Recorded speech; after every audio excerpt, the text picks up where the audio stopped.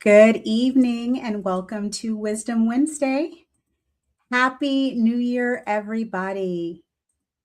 I am so happy to be here and happy to mostly have my voice back. I usually take off the last few weeks of December, but this time it was absolutely forced. We had that.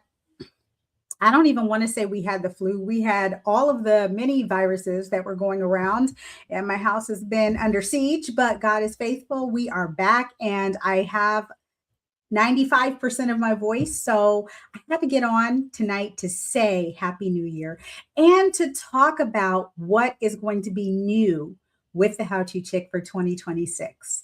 As many of you know, I completed my first book, a 30-day devotional called For His Glory. And it is a 30-day journey that actually helps people to discover the roots of their stuckness as it relates to codependency. I spent about a month last year talking about codependency and how so many of our decisions are actually made for us. They're not even our choices. They are made for us based on our traumas, our upbringing, our insecurities, and our belief systems. And so I wanted to come for 2026 and start January off with a reminder that a new you is possible. If this is your first time catching one of my lives and none of that made any sense to you, let me introduce myself. My name is Naomi. I go by the How To Chick. I'm a child of God, a wife, a mom, an attorney, a coach, a mentor, a speaker, and an author. But most importantly, I believe that you can do anything, but you cannot do everything. And that's why it's so important to choose wisely.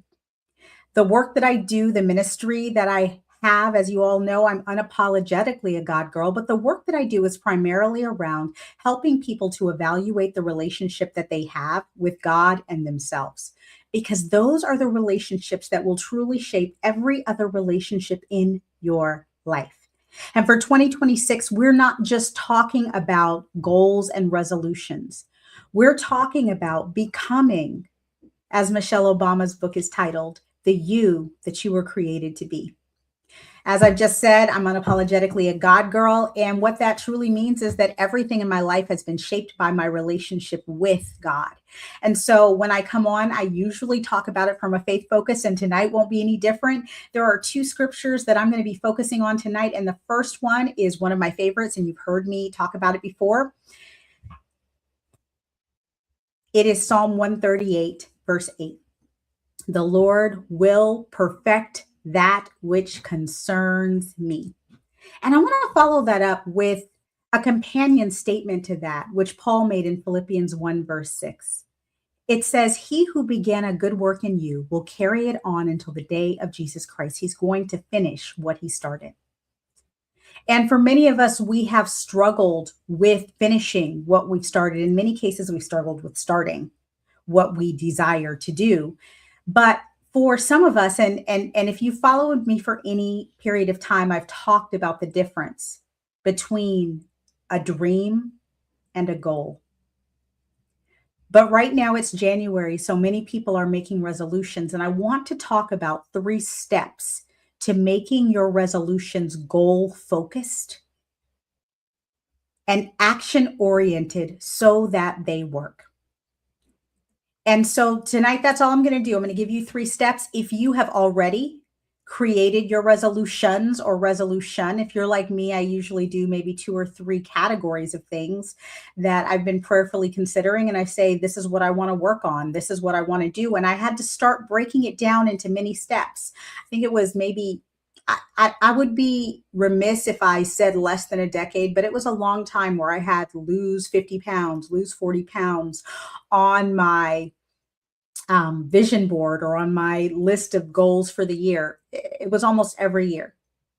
And in 2024, instead of putting, was it 2024? Yeah, it was 2024. Instead of putting lose 50 pounds on my vision board, I put walk 7,500 steps a day, drink 64 ounces of water a day, eat 60 grams of protein a day, get 8 hours of sleep a night. It was the first time I'd bothered putting the steps on my vision board. And so I want to encourage you when you're thinking about your resolutions, start with your alignment, not your ultimate ambition. Start with the steps that you know are going to align with the life that you're leading. The big idea is that your goals are going to stick when they connect to something that you know that you desire for your life. If you're like me, that you know that God desires to see in your life, something that He has already been convicting you on. I'll tell you, I had been getting lambasted by the Spirit for my sleeping habits, for my lack of rest. And so He gave me 2 years where He said, you need to rest. You need to rest. You need to learn what rest is, what rest looks like. You need to practice rest every day of your life.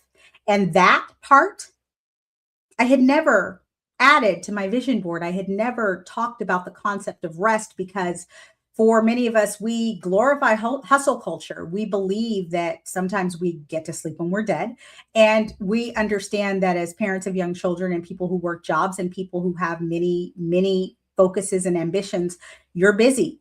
So rest is not a priority. But for me, it had to become that. Why? Because it was where I was led.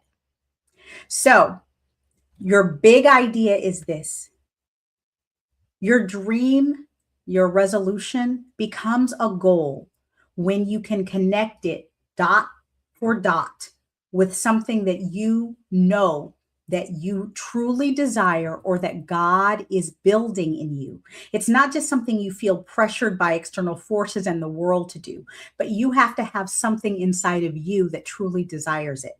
And why that matters is many times we do make goals based off what we think other people want to see. And our minds and our spirits know it's not a goal. It's a dream. It's a like it would be it's a would be nice. And so you never take it seriously. So in order to make a goal that will stick, you need to write it in one sentence. What is your goal? Oh, goodness.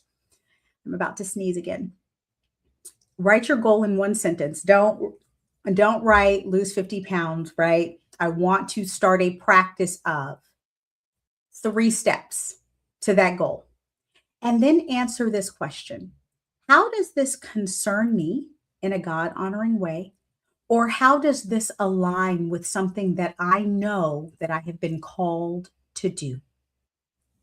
Answer one of those 2 questions succinctly. You can answer both if you really want to. And then ask, is this a goal that will produce fruit?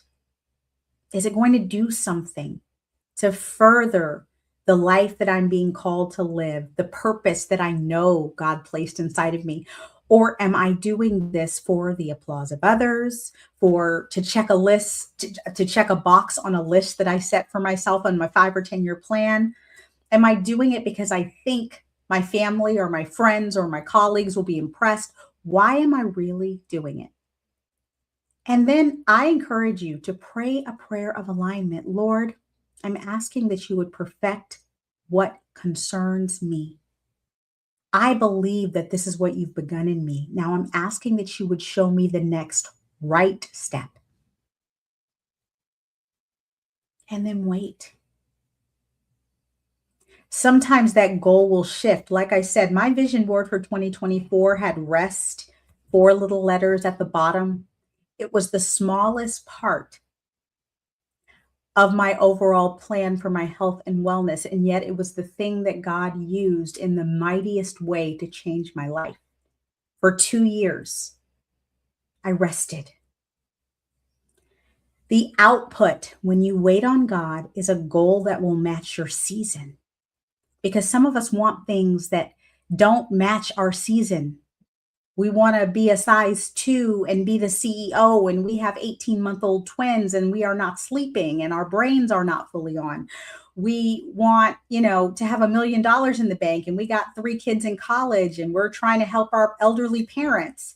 It is important that your goals match 3 things: your season, your values, your true values, who you are at your core, and your calling, which is to say what it is that you're being purposed to do right now. So that's step 1. Create goals that start with alignment, not just your ambition. Step 2, you have to make it faithful and finishable. You have to break it into steps that you can obey. The scripture says God finishes, God completes, God perfects. But we get to dream with God. We plan like finishers. We don't plan like people who just want to create something that sounds good. We have to consider our proclivities, our tendencies, our sleep schedules, our meetings, our assignments, our everything in our lives. We have to consider it.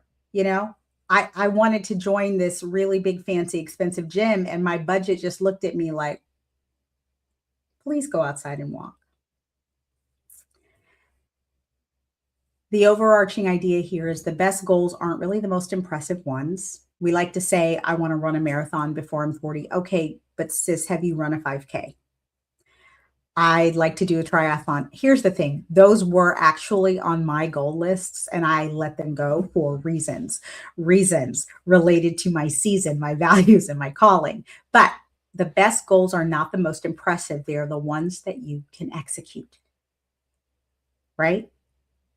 Finished is better than perfect. So what to do to create that? You have to turn your goal into a short target.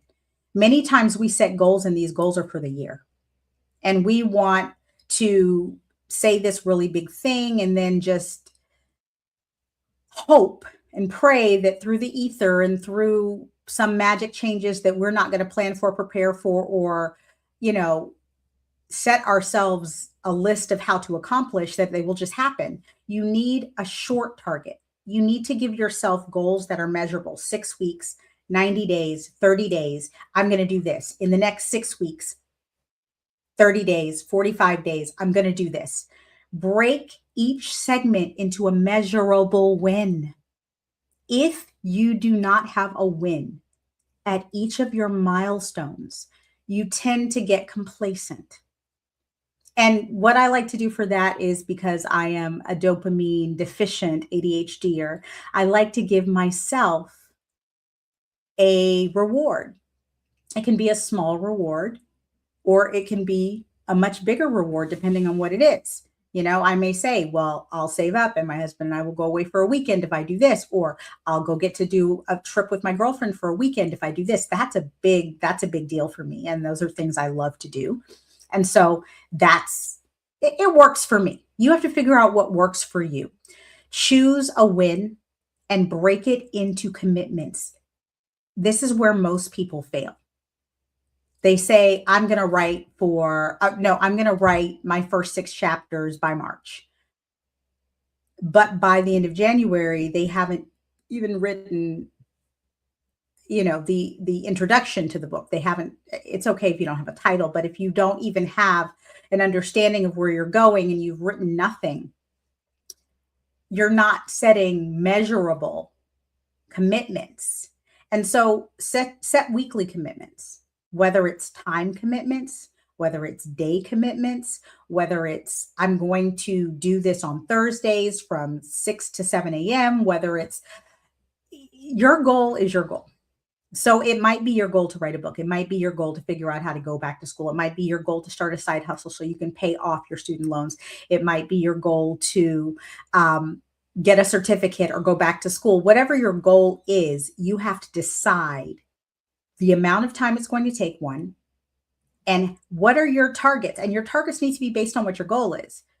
For me, last year, I was going to a conference in September, and this is a conference that my husband attends every year. I've recently been able to attend it, and they have a vendor section for books. And I had been promising that I was going to finish this book for, if you all have been around for a while, you know I've been talking about my book since about 2020. And the book did shift, but it was completed this year. When I started saying it, I gave myself a firm deadline, and that was when I come back next year, I will have a book. I had a book. Choose your drop dead goal deadline and then work backwards from there.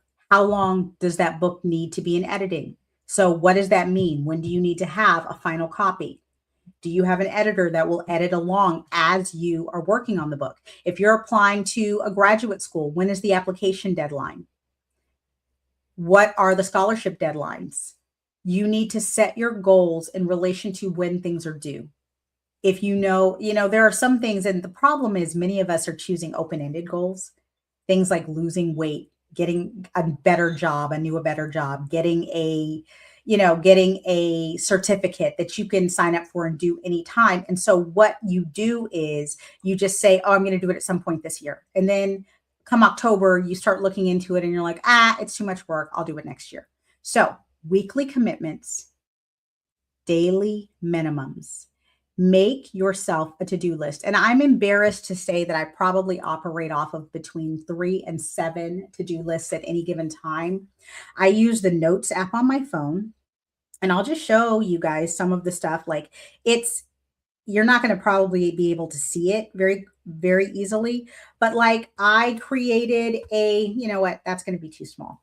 I created a path to grow and scale my business this year. I created a path to making sure that I'm maintaining my weight loss and working on toning this year. And I did it in daily and weekly goals and increments. And they're very small. They're very small. So I have a walking pad at work. And one of my goals on my toning is I have to walk for 1 hour on my walking pad on my 3 days that I go into my office. I don't use my walking pad at home because I don't have a standing desk. And then I go weightlift 2 times a week, and that's it. And the weightlifting is only a 15-minute thing. I have a little workout. So if I exceed that, fabulous. But if not, those are my minimums. And so the goal of making it faithful and finishable is to ensure that this is a goal you can actually carry. Because in many cases, we set these huge goals, or they seem huge to us, but we don't even research what it takes to complete it. The third thing is build a don't quit system. This is accountability. This is accountability. I need you to understand this. I'm going to say this once, and I mean it from the bottom of my soul. Consistency is spiritual warfare. God will never abandon his work in you as long as you don't quit. And that means stop being obedient. Quitting doesn't happen dramatically. We don't just get up and say, I'm not going to do it. It happens through tiny compromises. I'm going to get up at 6 a.m. every day, and then we're snoozing. And again, this goes back to step 1. Does this really align with your values in this season? I'm not a morning person. That's never going to be my goal. I am doing it for this month. It is hard. I don't think that this is going to be a permanent part of my life, but your system needs to protect you from compromises through a couple of things. One is accountability. Tell someone, and if you can get an accountability partner for something, that's great. So I've mentioned 1,000 times, at least one time tonight, that I have ADHD. What that means is I either hyper focus or I cannot get focused on what I'm supposed to do. And so something that I started doing during the pandemic was called body doubling. It's a reason that I like going into the office, because at work, everyone's in their office with their doors closed. They're on calls. They're doing their work. And so I'm like, okay, I'm here. I'm working.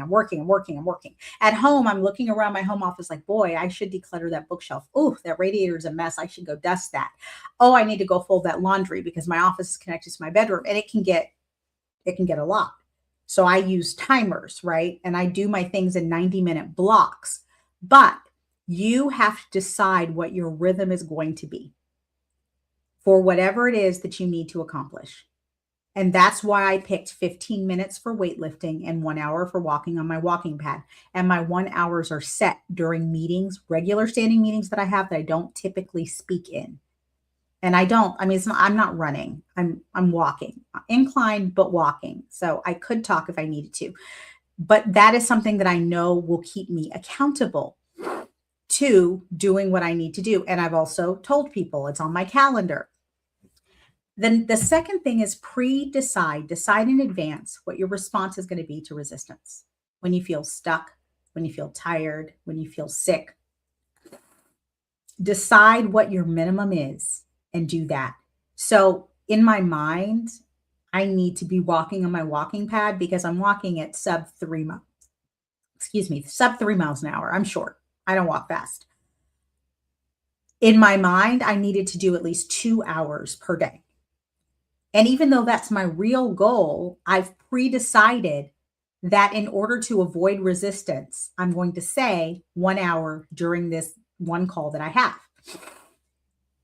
One thing is set a minimum that is so low that you can talk yourself into doing it. I'm going to spend 5 minutes researching programs that have the major that I want.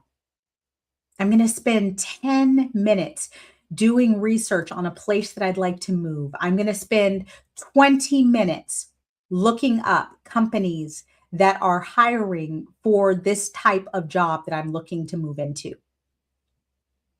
Pre-decide your response to resistance. And the first thing is what your bare minimum is going to be, your lowest minimum. And always tell yourself, I will at least do that. And the second thing is, and this is the hard thing for most of us, because if we miss a day, if we miss a week, if we get really sick, and things happen, things do happen, and they will happen because this is life, and anything that can happen will happen.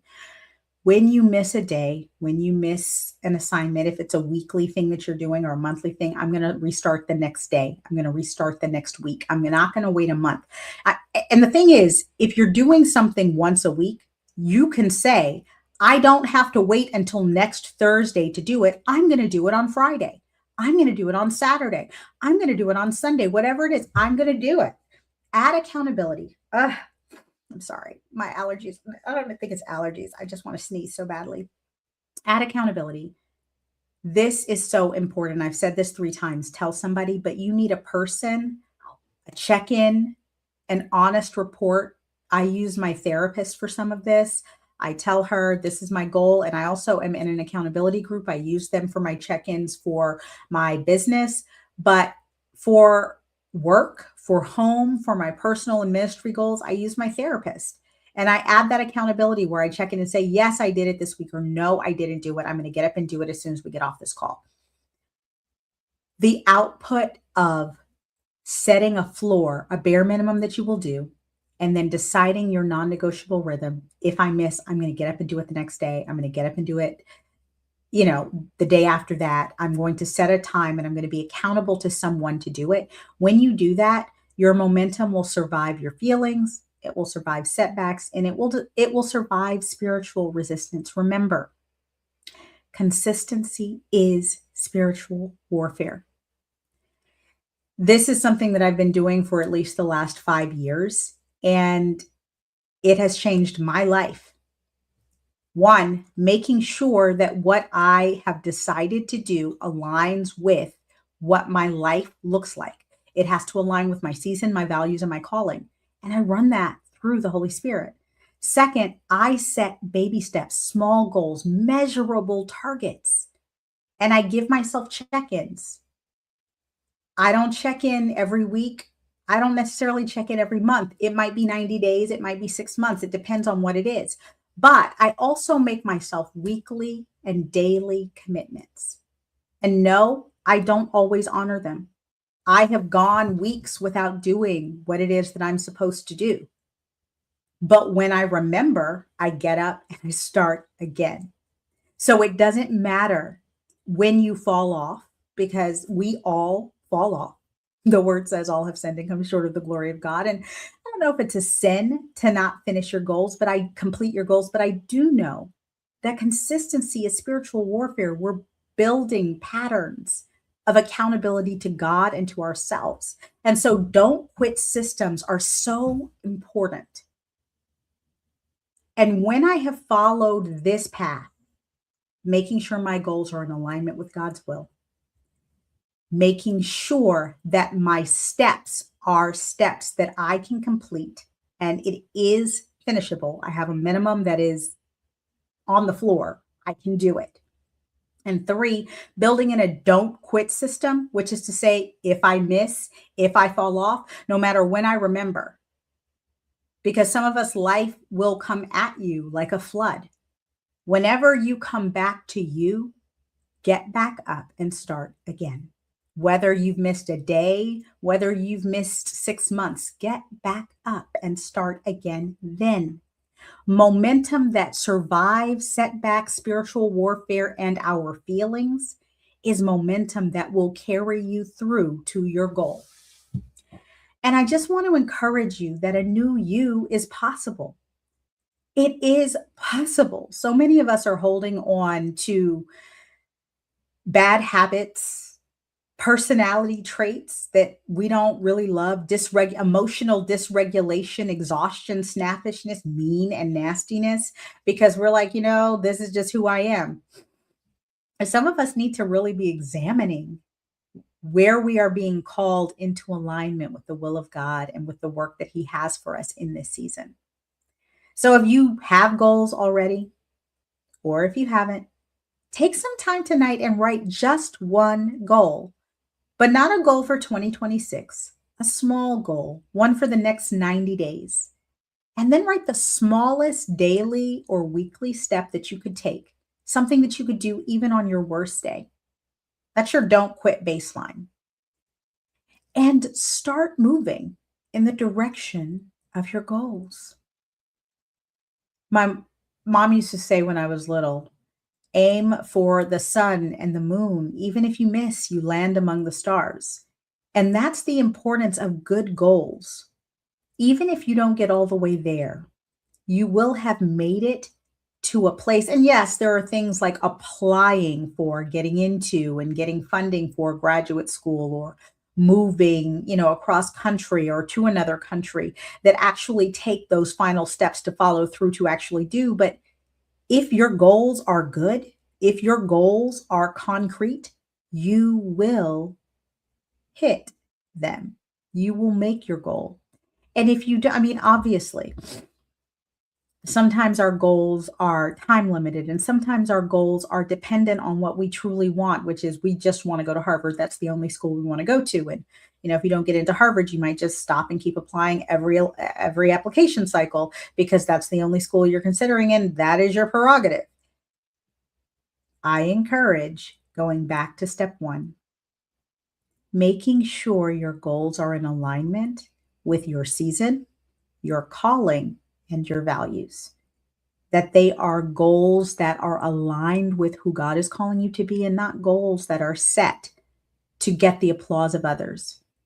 Because the truth about those types of goals is, even if we complete them, even if we fulfill them, in many cases, you're not getting what you needed to get, the tool that you were going to get by completing the goal that you had on your bucket list for this season. And that's why I say you can do anything, but you can't do everything. Choose wisely. For me, that has always meant let God do the choosing. Wait on the Lord. Seriously, run those goals by Him. Write one goal for the next 90 days. Write down your baseline bare minimum step that you can do to come into alignment with that goal for your life. That's your don't quit baseline. Do it for 90 days and watch God change things. A new you is possible. I believe it. I hope you do too. I will see you all next week for Wisdom Wednesday. And remember, let God do the choosing. Good night.